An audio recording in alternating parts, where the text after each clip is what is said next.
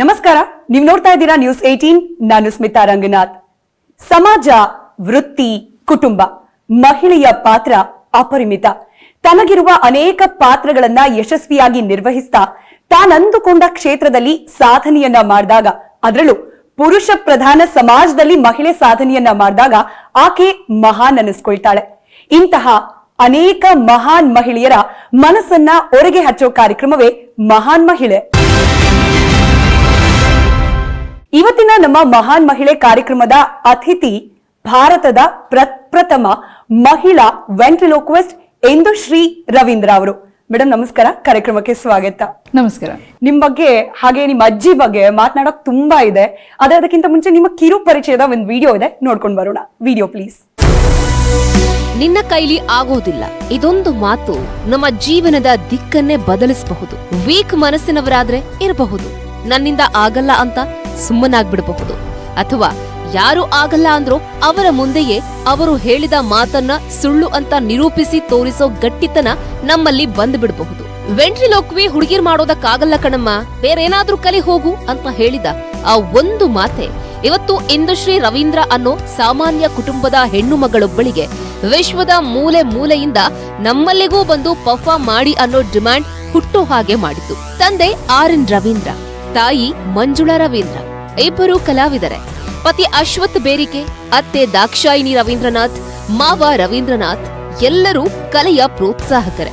ಆದ್ರೆ ಕಲೆ ಅನ್ನೋದು ಆನುವಂಶಿಕ ಅನ್ನೋದಕ್ಕಿಂತ ಸ್ವಸಾಮರ್ಥ್ಯದ ಮೇಲೆ ಹೆಚ್ಚು ಅವಲಂಬಿತ. ಮ್ಯಾಜಿಕ್ ಕಲಿಯೋಕೆ ಇಚ್ಛಿಸಿದ ಇಂದು ಅವರಿಗೆ ವೆಂಟ್ರಿಲೋಕ್ವಿ ಅನ್ನೋ ಬಹುತೇಕರಿಗೆ ಹೆಸರು ಹೇಳೋಕೂ ಕಷ್ಟ ಆಗೋ ಕಲೆ ಬಗ್ಗೆ ಆಸಕ್ತಿ ಹುಟ್ಟಿದ್ದು ಆಕಸ್ಮಿಕವೇ. ಕಲಿಬೇಕು ಅನ್ನೋ ಅಚಲ ಆಸೆ, ಕಲಿತು ಸಾಧನೆ ಮಾಡ್ಬೇಕು ಅನ್ನೋ ಛಲ, ಸಾಧನೆ ನಿಂತ ನೀರಾಗದೆ ಇನ್ನೂ ಕಲಿಯಬೇಕು ಅನ್ನೋ ನಿರಂತರ ತುಡಿತದ ಮೂಲವಾದ್ರೆ ಸಿಗೋ ಯಶಸ್ಸು ಇತರರಿಗೆ ಮಾದರಿಯಾಗತ್ತೆ ಅನ್ನೋದಕ್ಕೆ ಇಂದು ಉದಾಹರಣೆ.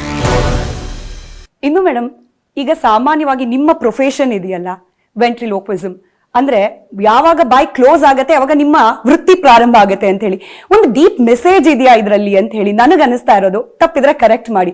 ಅಂದ್ರೆ ಸಾಮಾನ್ಯವಾಗಿ ಬಾಯಿ ಮುಚ್ಚೋದು ಅನ್ನೋದನ್ನ ನಾವು ಯಾವ ರೀತಿ ಅರ್ಥೈಸ್ಕೊಳ್ತೀವಿ? ನಮ್ಮ ವಾಯ್ಸ್ ಅನ್ನ ಸ್ಟಾಪ್ ಮಾಡೋದು, ನಮ್ಮ ಧ್ವನಿಯನ್ನ ಸಪ್ರೆಸ್ ಮಾಡೋದು ಅನ್ನೋ ರೀತಿಲಿ. ಬಟ್ ನೀವು ಅದಕ್ಕೆ ತದ್ವಿರುದ್ಧವಾಗಿದೆ. ನಿಮ್ಮ ಬಾಯಿ ಕ್ಲೋಸ್ ಆದಾಗ ನಿಮ್ಮ ಮನಸ್ಸಿನ ಮಾತುಗಳು ಆಚೆ ಬರುತ್ತೆ ಅಂತ ಹೇಳಿ. It has a deep message in it. Definitely ಇದು ಹೇಗಾಯ್ತಂದ್ರೆ, ನಾನು ಚಿಕ್ಕ ವಯಸ್ಸಲ್ಲಿ ಸಿಕ್ಕಾಬಳೆ ಮಾತಾಡ್ತಾ ಇದ್ದೆ. ಭಯಂಕರ ಭಯಾನಕ ತರಲೆ ನಾನು. ಅಂದ್ರೆ ಆಗೆಲ್ಲ ಗ್ಲಾಸ್ ಬಾಟಲ್ಸ್ ಅಲ್ವಾ, ನಮ್ಮಮ್ಮ ಅಡುಗೆ ಮನೇಲೆಲ್ಲ ಇಟ್ಟಿದ್ರೆ ಈ ತರ ಕ್ಲೋಸ್ಡ್ ಕೌಂಟರ್ಸ್ ಎಲ್ಲಿರೋದು ಎಲ್ಲ ಓಪನ್ ಆಗಿ ಇಟ್ಟಿದ್ರೆ ನಾನು ಸುಮ್ಮನೆ ಹೀಗೆ ಮಾಡ್ಕೊಂಡ್ ಬಂದ್ಬಿಡ್ತಿದ್ದೆ. ಪೂರ್ತಿ ಎಲ್ಲ ಬಾಟ್ಲು ಛಿದ್ರ ಹೋಗೋದು. ಆಮೇಲೆ ಮಾತು ಪಟ ಪಟ ಪಟ ಅಂತ ಆಡ್ತಾ ಇರ್ತಿದ್ದೆ. 1000 ಪ್ರಶ್ನೆ ಕೇಳ್ತಾ ಇದ್ದೆ. ನಮ್ಮಪ್ಪ ಯಾವಾಗ್ಲೂ ಬಾಯ್ ಮುಚ್ಕೊಂಡಿರ್ಬೇಕು ನೀನು ಅಂತ ಮಾಡ್ತಾ ಇದ್ರು. ಬಾಯ್ ಮುಚ್ ಕೈ ಕಟ್ ಅಂತ ಬಾಯ್ ಮುಚ್ಕೊಂಡೆ ಮಾತಾಡೋದಕ್ಕೆ ಶುರು ಮಾಡ್ಬಿಟ್ಟೆ. I think that is how it started. ಅಯ್ಯೋ ಅದೆಲ್ಲ ಬಿಡಮ್ಮ, ಇವ್ರ ಗಂಡನ್ ಕತೆ ಯೋಚನೆ ಮಾಡು, ಬಾಯ್ ಮುಚ್ಕೊಂಡಿರಿ ಅಂತ ಹೇಳಿದ್ರು ಬಾಯ್ ಮುಚ್ಕೊಂಡಿರಲ್ಲ. ಅವ್ರ ಪಾಡ್ ಬಗ್ಗೆ ನನ್ಗೆ ಅಯ್ಯೋ ಅಂತ ಅನ್ಸುತ್ತೆ. ನೋಡಿ, ಅಲ್ಲೂ ಒಂದು ಡೀಪ್ ಮೆಸೇಜ್ ಇದೆ ಅಜ್ಜಿ. ಎಲ್ಲಿ ಬಾಯಿ ಮುಚ್ಚೋ ಪ್ರಯತ್ನ ಆಗತ್ತೆ ಬೇರೆಯವರು ಅಥವಾ ಮನೆಯವರು, ಅಲ್ಲಿ ನಾವು ಬಾಯಿ ಮುಚ್ಚಿದ್ರು ಕೂಡ ನಮ್ ಧ್ವನಿ ಆಚೆ ಹಾಕ್ಬೋದು ಅಂತ ತೋರಿಸ್ತಿದ್ದಾರೆ ಇಂದು ಅವರು.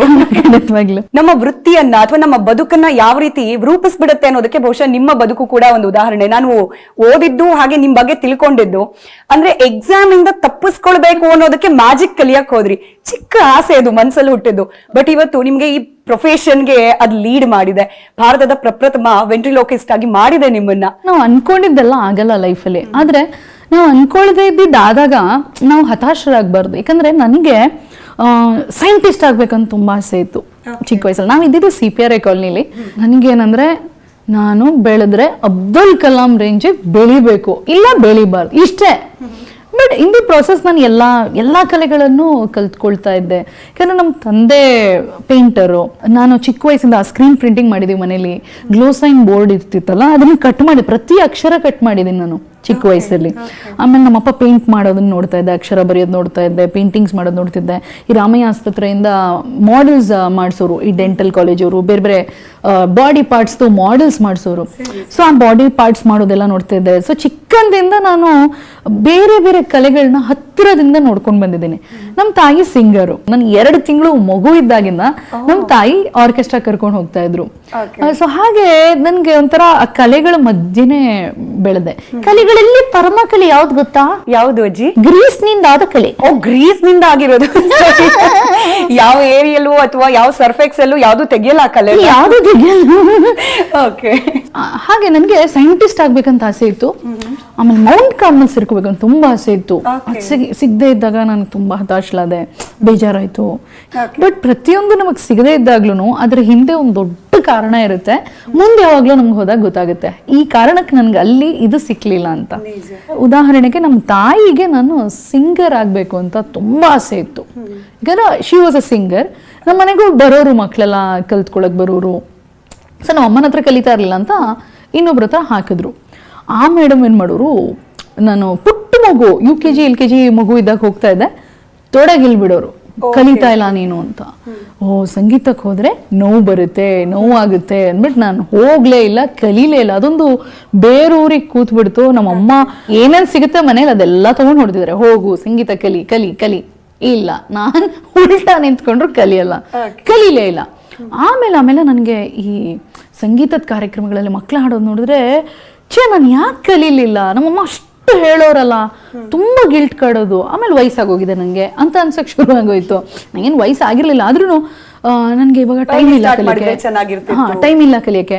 ಅಕಸ್ಮಾತ್ ನಾನು ಕಲ್ತಿದ್ದಿದ್ರೆ ವಿತ್ ವೆಂಟ್ರಿಲೋಕ್ವಿಸಮ್ ಎಷ್ಟು ವಂಡರ್ಸ್ ಮಾಡ್ಬೋದಾಗಿತ್ತು ನಾನು. ಹೀಗೆಲ್ಲ ಅನ್ಸಕ್ ಶುರುವಾಗೋಯ್ತು. ದೆನ್ ಐ ಥಾಟ್, ಏನಾಗಿರೋದು ಮಹಾ ನಂಗೆ ವಯಸ್ಸು, ಕಲಿಯೋದಕ್ಕೆ ವಯಸ್ಸೇನಿದೆ, ಐ ಶುಡ್ ಸ್ಟಾರ್ಟ್ ಲರ್ನಿಂಗ್ ಅಂತ ಐ ಟಾಟ್ ಮೈ ಸೆಲ್ಫ್. ಒಂದೊಂದೇ ಕಲೆನ ನಾನು ಕಲಿಸ್ಕೊಳ್ಳೋದಕ್ಕೆ ಶುರು ಮಾಡಿದೆ. ಆಮೇಲೆ ಸಂಗೀತ ಕ್ಲಾಸ್ಗೂ ಹೋಗ್ತಾ ಇದ್ದೀನಿ. ಇವಾಗ ನಾನು ಹಿಂದೂಸ್ತಾನಿ ಕಲಿತಾ ಇದ್ದೀನಿ. ಸೊ ಈಗ I am blending lot of art forms. ಈ ಹುಡುಗ ಹುಡುಗಿ ಅಂತ ಬಂದಾಗ, ಹುಡುಗರು ಏನಾದ್ರೂ ಕಲಿಯಕ್ ಹೋದಾಗ, ಏನಾದ್ರು ಹೊಸ್ತು ಮಾಡಕ್ ಹೋದಾಗ ಅವ್ರ ಬಗ್ಗೆ ಇರೋ ವಿಶ್ವಾಸ, ಅವರ ಸ್ಟ್ರೆಂತ್, ಅವರ ಕಾನ್ಫಿಡೆನ್ಸ್ ಅಥವಾ ಆ ಕಲಿಕೆ ಬಗ್ಗೆ ಇರೋ ಆಸಕ್ತಿ, ಅದನ್ನ ಟ್ರಸ್ಟ್ ಮಾಡಿದಷ್ಟು ಹುಡುಗಿರ್ ಬಗ್ಗೆ ಮಾಡೋದಿಲ್ವಾ? ನೀವು ಕೂಡ ಈ ವೆಂಟ್ರಿಲೋಕ್ವಿ ಕಲಿಬೇಕು ಅಂತ ಹೋದಾಗ ಹುಡುಗಿರು ಏನ್ ಮಾಡಕ್ಕಾಗತ್ತೆ ಅನ್ನೋದೇ ನಿಮ್ಗೆ ಬಂದಿದ್ ರಿಪ್ಲೈ. ಸೊ ಈ ಹುಡುಗ ಹುಡುಗಿ ಅವರ ಸ್ಟ್ರೆಂತ್, ಅವರ ಕಾನ್ಫಿಡೆನ್ಸ್, ಬಿಲೀಫ್ ಸಿಸ್ಟಮ್, ಇದ್ರಲ್ಲಿ ಇರುವ ಡಿಫ್ರೆನ್ಸ್ ಏನ್ ಹೇಳ್ತೀರಿ? ಇದು ಒಂದು ಒಳ್ಳೇದೇನಾಯ್ತಂದ್ರೆ ನಮ್ಮ ತಂದೆ ತಾಯಿ ನನಗೆ ಸಪೋರ್ಟ್ ಮಾಡಿದ್ರು. ಬಿಕಾಸ್ ಅವರು ಕಲೆಗಳಲ್ಲಿ ಇದ್ದಿದ್ರಿಂದ ನೀನು ಮಾಡು ಪುಟ್ಟ, ಏನು ಮಾಡ್ತೀಯೋ ಮಾಡು ಅಂತ ಮ್ಯಾಜಿಕ್ ಕಲಿತೆ. ಇನ್ಫ್ಯಾಕ್ಟ್ ನನಗೇನೋ ಒಂದು ಕಾಲಿನ ತೊಂದರೆ ಆಗಿತ್ತು ಚಿಕ್ಕ ವಯಸ್ಸಲ್ಲಿ. ಸೊ ನಾನು 2ನೇ ಕ್ಲಾಸಲ್ಲಿ ಮ್ಯಾಜಿಕ್ ಕಲಿಯೋಕೆ ಶುರು ಮಾಡಿದ್ದು. ಸೊ ನಾವು ಇದ್ದಿದ್ದ ಕಾಲನಿನಲ್ಲಿ ಜನ ಎಲ್ಲ, ಅಯ್ಯೋ ನೀನ್ ಮ್ಯಾಜಿಕ್ ಕಲಿಸ್ತಾ ಇದೀಯ, ಅದಕ್ಕೆ ಒಳಗೆ ಹಿಂಗಾಗಿರೋದು, ಅದೊಂಥರ ಬ್ಲ್ಯಾಕ್ ಮ್ಯಾಜಿಕ್ ಅಂತ ಅನ್ಕೊಂಡ್ಬಿಟ್ಟಿದ್ರು. ಸೊ ಜನರಿಗೆ ಕಾನ್ಸೆಪ್ಟೇ ಇಲ್ಲ ಮ್ಯಾಜಿಕ್ ಅಂದ್ರೆ ಏನು. ವೆಂಟ್ರಿಲೋಕ್ವಿಸಮ್ ಇವತ್ತಿಗೂ ತುಂಬಾ ಜನಕ್ಕೆ ಹೇಳೋದಕ್ಕೂ ಬರೋದಿಲ್ಲ. ಆದ್ರೆ ನನ್ಗೆ ಮ್ಯಾಜಿಕ್ ಕನ್ವೆನ್ಷನ್ಸ್ಗೆ ಹೋದೆ, ನನ್ನ ಮ್ಯಾಜಿಕ್ ನ ಕಷ್ಟಪಟ್ಟು ಕಲಿತೆ. ನಮ್ಮ ಫ್ಯಾಮಿಲಿಲಿ ಯಾರಿಲ್ಲ, ಬ್ಯಾಕ್ ಗ್ರೌಂಡ್ ಇಲ್ಲ. ಇಷ್ಟೆಲ್ಲ ಕಷ್ಟದ ಮಧ್ಯೆ ಮ್ಯಾಜಿಕ್ ಕಲಿಯೋದು ನನಗೆ ಕಷ್ಟ ಆಗಿತ್ತು. ನಾನು ಹೋಗ್ತಾ ಇದ್ದೆ, ಒಬ್ಬ ಮ್ಯಾಜಿಷಿಯನ್ ಮಾಡೋದನ್ನ ನೋಡ್ತಾ ಇದ್ದೆ, ಪೂರ್ತಿ ನೋಡಿ ತಲೆಯಲ್ಲಿ ರೆಕಾರ್ಡ್ ಮಾಡ್ಕೊಂಡ್ಬಂದು ಕನ್ನಡಿ ಮುಂದೆ ನಿಂತ್ಕೊಂಡು ಸತತವಾಗಿ ಪ್ರಾಕ್ಟೀಸ್ ಮಾಡ್ತಾ ಇದ್ದೆ. ಲಕಿಲಿ ನಮ್ಮ ತಂದೆ ಎಷ್ಟು ಸಪೋರ್ಟಿವ್ ಆಗಿದ್ರು ಅಂದ್ರೆ, ನಿಮಗೆ ಮ್ಯಾಜಿಕ್ಕು, ಫೋಟೋಗ್ರಫಿ, ಪೇಂಟಿಂಗು, ವೆಂಟ್ರಿಲೋಕ್ವಿಸಮ್ ಇದೆಲ್ಲ ರಿಚ್ ಮೆನ್ಸ್ ಹಾಬಿ ತರ. ಅಂದ್ರೆ ಮಿಡಲ್ ಕ್ಲಾಸ್ ಪೀಪಲ್ಗೆ ತುಂಬಾ ಸ್ಟ್ರಗಲ್ ಅದು. ಸೊ ನಮಗೆ ಅಷ್ಟು ಕೆಪಾಸಿಟಿ ಇರಲಿಲ್ಲ ಅವಾಗೆಲ್ಲ. ಸೊ ವಿತೌಟ್ ಓಕೆ, ನಮ್ಮ ಅಪ್ಪನೇ ಎಷ್ಟೋ ನೋಡ್ಬಿಟ್ಟು ಬಂದ್ಬಿಟ್ಟು ಅವರು ಮಾಡ್ಬಿಡೋರು, ಐಟಮ್ಸ್ ಎಲ್ಲ ಮಾಡ್ಬಿಡೋರು, ಈ ಥರ ಅಂತ ಹೇಳ್ಬಿಟ್ಟು ಮಾಡಿಬಿಡೋರು. Then we used to perform also. ಹಾಗೆ ಹೋಗ್ತಾ ಒಂದು ಮ್ಯಾಜಿಕ್ ಕನ್ವೆನ್ಷನ್ಗೆ ಹೋದೆ. ಮ್ಯಾಜಿಕ್ ಕನ್ವೆನ್ಷನಲ್ಲಿ ಒಂದು ಫೆದರ್ ಕೋತಿ ಇತ್ತು. ಆ ಕೋತಿನ ನೋಡ್ಬಿಟ್ಟು ನನಗೆ ನಾನು ಟ್ರೈ ಮಾಡ್ಬೋದಾ ಇದು, ನಂಗೆ ಏನು ನೋಡಿದ್ರು ಹೊಸದಾಗಿ ಟ್ರೈ ಮಾಡಬೇಕು ಅಂತ ಆಸೆ. ಈ ರೋಡ್ ಸೈಡಲ್ಲಿ ಫ್ಲೂಟ್ ನುಡಿಸ್ತಾ ಇರ್ತಾರಲ್ಲ, ಅದು ತೊಗೊಂಬಂದು ನುಡಿಸೋದಕ್ಕೆ ಟ್ರೈ ಮಾಡಿದ್ದೆ. I could play. ನಂಗೆ ಏನಾದ್ರು ಮಾಡ್ಬೇಕು ಅಂತ ಒಂದು ಕಿಚ್ಚು ಹುಚ್ಚು ಹತ್ತಿದ್ರೆ ಅದನ್ನ ಮಾಡೋವರೆಗೂ ನಾನು ಬಿಡೋದಿಲ್ಲ. ಹಾಗೆ ಇದನ್ನ ತಗೊಂಬಂದೆ, ಇಷ್ಟ ಆಯ್ತು. ನಾನು ಒಂದು ಮೆಜಿಷಿಯನ್ ಕಮ್ ವೆಂಟ್ರಿಲೋಕ್ವಿಸ್ಟ್ ಹತ್ರ ಹೋದೆ. ಸರ್ ನಂಗೆ ಹೇಳ್ಕೊಡಿ, ನಾನು ಕಲಿಬೇಕು ಅಂತಿದ್ದೀನಿ ಅಂತ. ಅವಾಗ ಚಿಕ್ಕ ಪುಟ್ಟ ಹುಡುಗಿ, ಇಲ್ಲಮ್ಮ ನಿಂಗೆ ಕೈಲಾಗಲ್ಲ. ಯಾಕಾಗಲ್ಲ ಸರ್? ನನಗೆ ನೋಡಮ್ಮ, ಇಂಡಿಯಾದಲ್ಲಿ ಯಾರು ಹೆಣ್ಮಕ್ಳು ಇಲ್ಲ ಪರ್ಫಾರ್ಮ್ ಮಾಡೋರು. ಯಾಕೆ ಗೊತ್ತಾ? ಯಾಕೆ ಸರ್? ಇದು ತುಂಬಾ ಕಷ್ಟದ ಕಲೆ. ಆಮೇಲೆ ವಾಯ್ಸ್ ಚೇಂಜ್ ಮಾಡಬೇಕಾಗುತ್ತೆ, ವಾಯ್ಸ್ ಪ್ರೊಡ್ಯೂಸ್ ಮಾಡಬೇಕಾಗುತ್ತೆ, ತುಂಬ ಡ್ಯಾಮೇಜಿಂಗು. ಫಸ್ಟ್ ಆಫ್ ಆಲ್ ಅವಾಗ ವೆಂಟ್ರಿಲೋಕ್ವಿಸಮ್ ಕಾನ್ಸೆಪ್ಟೇನೆ ಜನರಿಗೆ ರಾಂಗ್ ಆಗಿ ಗೊತ್ತಿದ್ದು. ಅಂದ್ರೆ ನಾನು ಎಷ್ಟು ಜನರು ವೆಂಟ್ರಿಲೋಕ್ವಿಸ್ಟ್ ನೋಡಿದ್ನೋ ಅವ್ರದ್ದು ಅಷ್ಟು ಬಾಯಿ ಮೂವ್ ಆಗ್ತಾ ಇತ್ತು. ನಾನು ಅದ್ ನೋಡ್ಬಿಟ್ಟು ಕಲೆಗೆ ಏನ್ ಬೆಲೆ ಇರುತ್ತೆ? If you are performing magic ಅಲ್ಲಿ ಒಂದು ಟ್ರಿಕ್ ಇರುತ್ತೆ. Correct. ಆ ಟ್ರಿಕ್ ನಿಮಗ್ ಕಾಣೋ ಹಾಗೆ ನಾನು ಮಾಡಿದ್ರೆ there is no surprise to you. ನಿಜ ನಿಜ. ನಿಮಗ್ ಗೊತ್ತಾಗ್ತಾ ಇದೆ ನಾನು ಏನ್ ಮಾಡ್ತಾ ಇದ್ದೀನಿ ಅಂತ. ಪ್ರಯೋಜನ ಏನು? ಸೊ ನನ್ಗಿದ್ದ ಧ್ಯೇಯ, ನಾನು ಮ್ಯಾಜಿಕ್ ವೆಂಟ್ರಿಲೋಕ್ವಿಸಮ್ ಮಾಡಿದ್ರೆ ಯಾರಿಗೂ ಗೊತ್ತಾಗ್ಬಾರ್ದು, ಅದನ್ನ ನಾನು ಪ್ರಾಕ್ಟೀಸ್ ಮಾಡಬೇಕು. ಅವ್ರು ಹೇಳ್ಕೊಡ್ಲಿಲ್ಲ, ನಾನೇ ಬಂದೆ, ನನಗೂ ರೆಫರೆನ್ಸ್ ಅಂತ ಏನೂ ಇರಲಿಲ್ಲ. ನಿಮ್ಗೆ ಆ ಕಾಸ್ಮಿಕ್ ಎನರ್ಜಿ ನೀವು ಏನ್ ಮಾಡ್ಬೇಕು ಅಂತಿದ್ರೆ ನಿಮ್ ಡ್ರೀಮ್ ನ ಅಚೀವ್ ಮಾಡೋದಕ್ಕೆ ಪ್ರಪಂಚನೇ ಪ್ರಿಪೇರ್ ಮಾಡ್ಕೊಡುತ್ತಂತೆ. ಸೊ ಹಾಗೆ ನಾನು ಒಂದೊಂದೇ ಟ್ರೈ ಮಾಡ್ತಾ ಹೋದೆ, ಒಂದೊಂದೇ ಡೋರ್ ಓಪನ್ ಆಗ್ತಾ ಹೋಗ್ತು, ತುಂಬಾ ಟೈಮ್ ತಗೋತು. With support of my parents ನನ್ಗೆ ಇದು ಕಲಿಬೇಕು ಅಷ್ಟೇ, ನಾನು ಕಲಿತೀನಿ. ಆ ವಯಸ್ಸಲ್ಲೂ ಬೇರೆ ಡಿಸ್ಟ್ರಾಕ್ಷನ್ಸ್ ಇಲ್ದೇನೆ ಕನ್ನಡಿ ಮುಂದೆ ನಿಂತ್ಕೊಳ್ಳೋದು, ಪ್ರಾಕ್ಟೀಸ್ ಮಾಡ್ತಾ ಇರೋದು ನನಗೆ ಬರ್ತಾ ಇರಲಿಲ್ಲ. ಹಿಂಗೆ ಇಟ್ಕೊಳ್ಳೋದು ಏನು ಮಾಡಿದ್ರು ನಿಮಗೆ ಬೈಲೇಬಿಯಲ್ಸ್ ಆರ್ ವೆರಿ ಡಿಫಿಕಲ್ಟ್. ಬೈಲೇಬಿಯಲ್ಸ್ ಅಂದರೆ ನಾವು ಭ, ಮ, ಪ, ವ, ಫ ಇದೆಲ್ಲ ಪ, ಇದು ಅಕ್ಷರಗಳನ್ನ ನೀವು ತುಟಿಯ ಚಲನೆ ಇಲ್ಲದೆ ಮಾತನಾಡೋದು ತುಂಬಾ ಕಷ್ಟ. ನಿಂಗೆ ಮಾತಾಡೋಕ್ಕಾಗತ್ತಾ ಅಜ್ಜಿ? Peripatetic proclivities tension for the prestidigitation is profoundly pleasing. So ಈ ತರ ಮಾತಾಡೋದು ತುಂಬಾ ಕಷ್ಟ. ಇದು ದೇವ್ರ ದಯದಿಂದ ಮತ್ತೆ ಎಲ್ಲರ ಆಶೀರ್ವಾದದಿಂದ ತುಂಬಾ ಜನ ಎನ್ಕರೇಜ್ ಮಾಡಿದ್ದಾರೆ, ತುಂಬಾ ಜನ ಸಪೋರ್ಟ್ ಮಾಡಿದ್ದಾರೆ. ಮತ್ತೆ ನಮ್ಮನ್ನ ಎಷ್ಟೋ ಜನ ನಮ್ ಕಾಲು ಎಳಿತಾರೆ.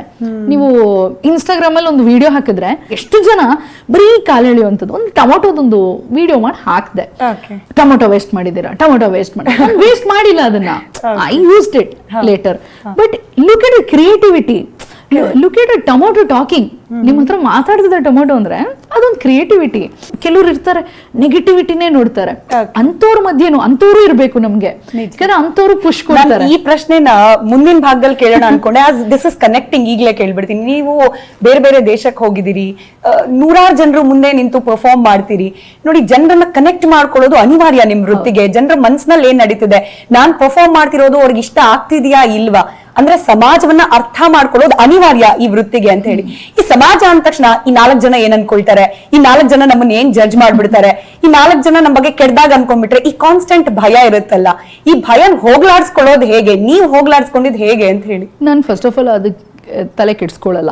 ತಲೆ ಕೆಡ್ಸ್ಕೊಂಡ್ರೆ ಯು ಕಾಂಟ್ ಪರ್ಫಾರ್ಮ್. ನನಗೆ ಆದ್ರೆ ಆಸ್ ಅನ್ ಆರ್ಟಿಸ್ಟ್ ನನಗೆ ಫಿಯರ್ ಇರುತ್ತೆ. ಪ್ರತಿ ಶೋಗ್ ಹೋಗುವಾಗ್ಲೂ ಒಂಥರ ಎಕ್ಸಾಮ್ ಬರೆಯುವಾಗ ಒಂಥರ ಬಟರ್ಫ್ಲೈಸ್ ಬರುತ್ತಲ್ಲ, ಆ ಥರ ಇದ್ದೇ ಇರುತ್ತೆ. That is good for any artist. ಅದು ಬರ್ದೇ ಇದ್ರೆ ಯು ಶುಡ್ ಬಿ ಅಫ್ರೇಡ್. ಯಾಕೆಂದ್ರೆ ಅದು ಬರ್ದೇ ಇದ್ರೆ ನಾನು ಪರ್ಫೆಕ್ಟ್ ಅಂತ ನನ್ಗೆ ಅನ್ಸ್ಬೋದು, ಆ ಓವರ್ ಕಾನ್ಫಿಡೆನ್ಸ್ ಇಂದ ನಾನು ತಪ್ಪ ಮಾಡಬಹುದು. ಬಟ್ ಆ ಫಿಯರ್ ಪ್ರತಿ ಸ್ಟೇಜಲ್ಲೂ ಬರಬೇಕು. ದೊಡ್ಡ ದೊಡ್ಡ ಸ್ಟೇಜಲ್ಲಿ ಸಿಕ್ಕಾಬಡೆ ತಲೆ ಕೆಟ್ಟೋಗುತ್ತೆ. For example India's got talent ಹೋದಾಗ ಅದು ತುಂಬಾ ದೊಡ್ಡ ಸ್ಟೇಜು, ಹೇಗಾಗುತ್ತೋ ಏನಾಗುತ್ತೋ. ಇನ್ಫ್ಯಾಕ್ಟ್ ನಾನು 4 ಬೊಂಬೆನ ಪರ್ಫಾರ್ಮ್ ಮಾಡಿದ್ದೆ ಅಟ್ ಎ ಟೈಮ್. ಅದು ಯಾಕೆ ಸಿಕ್ಕಾಬಡೆ ಚಾಲೆಂಜಿಂಗ್ ಆಗಿತ್ತು ಅಂತಂದ್ರೆ, 4 ಬೊಂಬೆ ಮಾಡೋದಕ್ಕೆ 2 ಕೈಗಳಿಂದ 2 ಬೊಂಬೆಗಳು, 2 ಕಾಲ್ಗಳಿಂದ 2 ಬೊಂಬೆಗಳು. ಈ 2 ಕೈನಲ್ಲಿ ಏನಿರುತ್ತೆ ಅದು ಪ್ರತಿಯೊಂದು ಬೆರಳಿನ ಚಲನೆವನ್ನೇ ಇರುತ್ತೆ. ಅಂದ್ರೆ ಕೈಗೊಂದು, ಕಣ್ಗೊಂದು, ಕಣ್ಣಿನ ರೆಪ್ಪೆಗೊಂದು, ಬಾಯಿಗೊಂದು, ತಲೆ ಮೂಮೆಂಟ್ಗೊಂದು. ಸೊ ಈ ತರ ಇಷ್ಟು ಮಲ್ಟಿಪಲ್ ಆಕ್ಸಲ್ ಅಲ್ಲಿ ವರ್ಕ್ ಮಾಡ್ತಾ ಇರುತ್ತೆ. ನನ್ನ ಬ್ರೈನ್ಗೆ, ನನ್ನ ಕೈಗೆ ಗೊತ್ತಿರಬೇಕು ನಾನು ಏನ್ ಮಾಡ್ತಾ ಇದೆ ಅಂತ. Plus 5 voice, 5 reaction. ಕೇಳಿಸ್ಕೊಳ್ಳೋಕೆ ಕಾಂಪ್ಲಿಕೇಟೆಡ್ ಇದೆ, ಮಾಡೋಕೆ ವಾಯ್ಸ್ ಇಸ್ ರೆಂಡರಿಂಗ್. ಆಮೇಲೆ ಯಾವ ಕೈ ಮಾಡ್ತಿದೆ, ಯಾವ ಬೆರಳು ಮಾಡ್ತಿದೆ, ಆಮೇಲೆ ಅಷ್ಟು ಮಾಡುವಾಗ ಯು ಶುಡ್ ರಿಮೆಂಬರ್ ಎಲ್ಲಾನು ವರ್ಕ್ ಆಗ್ತಾ ಇರಬೇಕು. It's not like I am talking and ಸುಮ್ಮನೆ ನೀವು ಒಂದು ಡೆಡ್ ಎಕ್ಸ್ಪ್ರೆಷನ್ ಕೊಡಕ್ಕಾಗಲ್ಲ. You should be alive. So ಏನಾಗೋಯ್ತು, ನನಗೆ ನನ್ನ ಮಾತೃಭಾಷೆ ಕನ್ನಡ ಮತ್ತೆ ಇಂಗ್ಲಿಷ್ ಅಲ್ಲಿ ನಾನು ತಕ್ಕ ಮಟ್ಟಿಗೆ ಸ್ಟ್ರಾಂಗ್ ಇದ್ದೇನೆ ಅಂಡ್ ಕಾನ್ಫಿಡೆಂಟ್ ಆಗಿ ಕೊಡ್ಬೋದು. ಆದ್ರೆ ಹಿಂದಿನಲ್ಲಿ ಏನಾಗುತ್ತೆ, ನಮ್ಮ ಮಾತೃಭಾಷೆ ಅಲ್ಲ. ಹಾಗೆ ಅವರು ಡೈಲಾಗ್ಸ್ ಎಲ್ಲ ಚೇಂಜ್ ಮಾಡ್ತಾನೆ ಇರ್ತಾರೆ. ಹಿಂದಿನ ದಿನ ರಾತ್ರಿವರೆಗೂ ಚೇಂಜ್ ಮಾಡ್ತಾರೆ. ಸಿಕ್ಕಾಬಡೆ ಪ್ರೆಷರ್ ಇರುತ್ತೆ. ಯಾವುದೇ ಒಂದು ರಿಯಾಲಿಟಿ ಶೋ ಅಂದ್ರೆ ಅಷ್ಟು ಪ್ರಾಕ್ಟೀಸ್ ಮಾಡೋಕೆ ಟೈಮ್ ಇರಲಿಲ್ಲ. ಮಾಡಿದೆ, I forgot my lines in a big show and you know there is no coming back. But ಆ ಟೈಮಲ್ಲಿ ನಂಗೆ ಏನಾಯ್ತೋ ಗೊತ್ತಿಲ್ಲ, ಬೇರೆ ಟೈಮಲ್ಲಿ ಆಗಿದೆ, ಭಯಪಟ್ಟು ನಡ್ಗೋಗ್ತಿದ್ದೆ, ಒಳಗಡೆಯಿಂದ ಕುಸ್ದೆ. ಆದ್ರೆ ಒಬ್ಬರಿಗೂ ಗೊತ್ತಾಗಿಲ್ಲ, ಅಲ್ಲಿ ಒಬ್ಬರಿಗೂ ಗೊತ್ತಾಗಿಲ್ಲ. I just came back. 1 or 2 dialogues ಆ ಕಡೆ ಈ ಕಡೆ ರೌಂಡ್ ಹೊಡೆದು I came back and then there was no going back. But ನನಗೆ ಬೇರೆಯವ್ರು ಏನ್ ಅನ್ಕೊಂತಾರೆ ಅನ್ನೋದಿಲ್ಲ. ಯಾಕಂದ್ರೆ ಅವ್ರು ಯಾರು ಏನೇ ಅನ್ಕೊಂಡ್ರು, ನಾನಿರೋದು, ನನಗೆ ಕೆಲವು ಮೋಟೋಸ್ ಇದೆ. ನನಗೆ ಹಾಸ್ಯ ಮಾಡುವಾಗ ಐ ಆಮ್ ಅ ಕ್ಲೀನ್ ಹ್ಯೂಮರಿಸ್ಟ್. ಯಾವತ್ತು ಒಬ್ರು ನಾನು ಮಾತಾಡೋದನ್ನ ಕೇಳಿ ಮುಖ ಕಿವುಚ್ಕೋಬಾರ್ದು, ನಿಜ. ಅಸಹ್ಯ ಅಂತ ಮಾಡ್ಕೋಬಾರ್ದು. ಮಕ್ಕಳು, ಅಜ್ಜಿ ತಾತ, ಫ್ಯಾಮಿಲಿ ಎಲ್ಲರೂ ಒಟ್ಟಿಗೆ ಕೂತ್ಕೊಂಡು ಆರಾಮಾಗಿ ನೋಡೋ ಮಟ್ಟಕ್ಕೆ ಇರ್ಬೇಕು. ಕನ್ಸಿಸ್ಟೆನ್ಸಿ ಅನ್ನೋದ್ರ ಬಗ್ಗೆ ವಿಶ್ವಾಸಗಳು ಅಥವಾ ಅದರ ಅರ್ಥಗಳು ಬೇರೆ ಬೇರೆ ಆಗ್ತಿದ್ಯಾ ಅಂತ ಹೇಳಿ. ಅಂದ್ರೆ ಎಫರ್ಟ್ ಇಲ್ದಲೆ ಸಕ್ಸಸ್ ಬೇಕು, ಹಾಗೆ ಫೇಲ್ಯೂರ್ ಇಲ್ದೇ ಇರೋ ಸಕ್ಸಸ್ ಬೇಕು. ಆದ್ರೆ ಅದ್ರ ಹಿಂದೆ ಮಾಡ್ಬೇಕಾಗಿರೋ ಹಾರ್ಡ್ ವರ್ಕ್ ಬಗ್ಗೆ ಇಲ್ಲ. ಓವರ್ ನೈಟ್ ಸ್ಟಾರ್ಡಮ್ ಬೇಕು, ಓವರ್ ನೈಟ್ ಎಲ್ಲರಿಗೂ ಗೊತ್ತಾಗೋ ತರದಲ್ಲಿ ಬೆಳೆದು ಬಿಡಬೇಕು, ಈ ರೀತಿ ಮನೋಭಾವ. ಬಟ್ ಈ ಕನ್ಸಿಸ್ಟೆನ್ಸಿ ಅನ್ನೋದು, continuous hard work, continuous effort ಎಷ್ಟು ಮುಖ್ಯ ಅಂತ ಹೇಳಿ. ಅಂದ್ರೆ ಈಗ ಏನಾಗ್ತಿದೆ ಅಂದ್ರೆ ನಿಮ್ಗೆ ಯೂಟ್ಯೂಬ್, ಇನ್ಸ್ಟಾಗ್ರಾಮ್ ಇದೆಲ್ಲ ಇಮಿಡಿಯೇಟ್ ಸಕ್ಸಸ್ ಕೊಡ್ತಾ ಇದೆ. ಅದು ಶಾಶ್ವತ ಅಲ್ಲ. ಅಂದ್ರೆ ಇವತ್ತು ನೀವು ಫುಲ್ ಫೇಮಸ್ ಆಗ್ತೀರಾ, ವೈರಲ್ ಆಗ್ತೀರಾ, ಬಟ್ ನಾಳೆ ಇನ್ಯಾರು ವೈರಲ್ ಆಗ್ತಾನೆ. So they'll forget you. So ಅದು ಶಾಶ್ವತ ಅಲ್ಲ, ಅದೊಂದು ದೊಡ್ಡದು ಅಂತ ನಾವು ಅದ್ರ ಹಿಂದೆ ಹೋಗ್ಬಾರ್ದು. ನಾವು ಮಾಡೋ ಕೆಲಸದ ಬಗ್ಗೆ ನಮ್ಗೆ ಫಸ್ಟ್ ಆಫ್ ಆಲ್ ನಮಗೆ ಆಸೆ, ಆಸಕ್ತಿ, ಅಭಿಮಾನ ಮತ್ತೆ ಶ್ರದ್ಧೆ ಇರಬೇಕು. Consistency is no doubt a key to success. ಮಹಾನ್ ಮಹಿಳೆ ಕಾರ್ಯಕ್ರಮ ಮುಂದುವರಿಯುತ್ತೆ ಚಿಕ್ಕ ಬ್ರೇಕ್ನ ನಂತರ. 4-5 ವರ್ಷಗಳಿಂದ ಜಾಯಿಂಟ್